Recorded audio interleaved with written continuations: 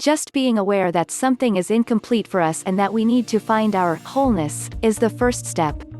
Now we try to find a method. This is where things start to get confusing. So many paths. The other difficulty is that we create this thing called enlightenment, and the very idea that there is something so mysterious and wonderful puts it far away from us, when in fact, it is quite near. Yet, another challenge is that we believe that enlightenment is a specific event, and once it has occurred, poof. We are now enlightened. Millions of people perhaps have waited for this elusive moment and it never came.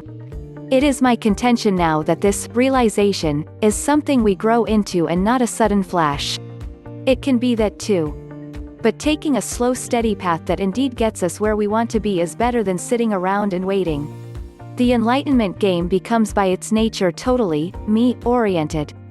The more we assert there is something other than myself that I have to find, the more we will always be searching for it. This brings a lot of disappointments.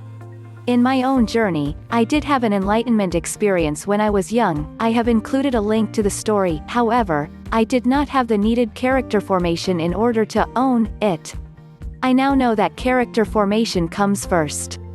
Going from me to we, being polite and thoughtful, and not harming people in thought, word or deed are a good beginning.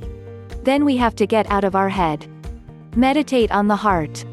It is easy, and the heart is the source of love, compassion, intuition, and so many other good qualities that meditating there magnifies these qualities in our life.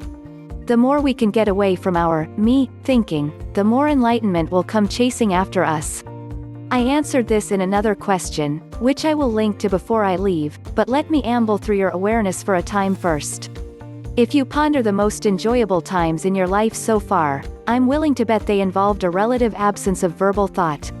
When you are enjoying the ephemeral gorgeous colors of a sunset, listening to or performing a wonderful piece of music, or remembering your first kiss, you will likely begin to notice that the verbal mind, with its insistence on describing things, was, for those brief moments of pure joy, almost if not completely absent.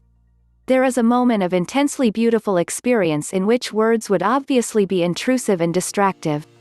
There is a sense that the world is standing still. Thought disappears, and you may even find yourself breathless if you are not so enamored of the beauty of that moment that you can still be aware of your breath. See? There's your sign. Take a hint from that, and from all the brilliant spiritual teachers of the world who have recommended stopping the internal dialogue, Carlos Castaneda's Juan Matus, or Be Still and Know That I Am God, Jesus, and be inspired by such poetic utterances about the state of enlightenment such as the Book of Nothing, the third patriarch of Zen. Before long, you will realize that the verbal mind, and your sense of identification with it, is and has been standing in the way of the simplest and most obvious of facts, which is that who you actually are is attention, and the ability to focus that attention in whatever way you choose. But you will also soon realize that focusing your attention on the immense beauty that surrounds you is your shortest path to greater happiness, whether you are choosing to experience the beauty of the natural world, the vast universe, the creations of another conscious being, such as music, or your own creations of any kind, and that with few exception, the mind's tendencies to describe those things in words is actually the enemy of your intention to truly experience them. The mind wants to take credit for your experiences so that you will think it is your creator and your God, so it will do anything to distract you from the sheer beauty of all that can be experienced directly, but you will soon realize that this is like taking your hand and dragging you out of the lovely sunlit day outside in the infinite world of fresh air, and dragging you into a closed library with no windows, but filled instead with an endless infinity of some mere 30,000 words, or whatever your vocabulary is, combined in a sea of books which will keep you locked indoors forever, reading mere black and white printed pages of what you could be experiencing directly if only mind were silent.